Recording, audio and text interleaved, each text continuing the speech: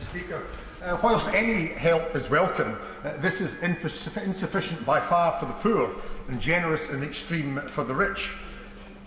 The perversity of an energy-rich Scotland and fuel-poor Scots remains, and what's clear is that not only will people go cold this winter, but some may well die. There should have been a pool freeze. It should have been funded by a windfall tax.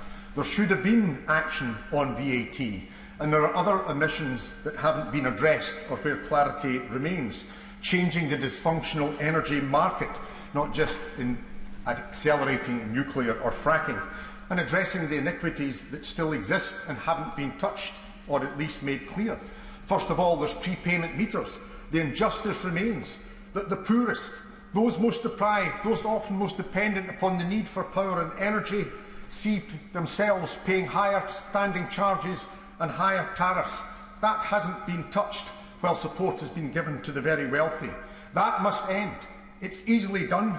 A direction to Ofgem, and we all know that the energy companies are capable of delivering it. Similarly, unregulated fuels.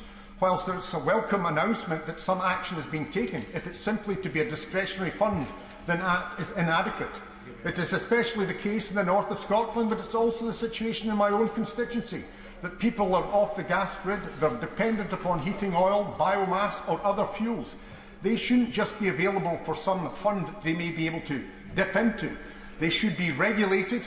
The Secretary should be ensuring that that is done and action should be taken, because those in often the most climatically cold areas are the ones that are going to be suffering.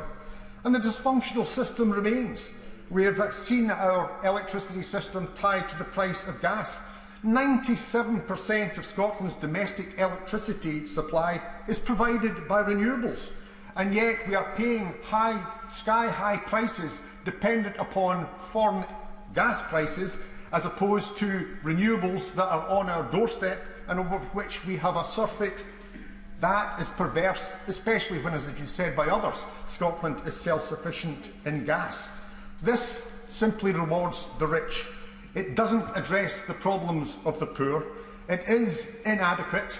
Enough is enough, and this is not enough to end the crisis, nor is it enough to end the action that will be taken by people.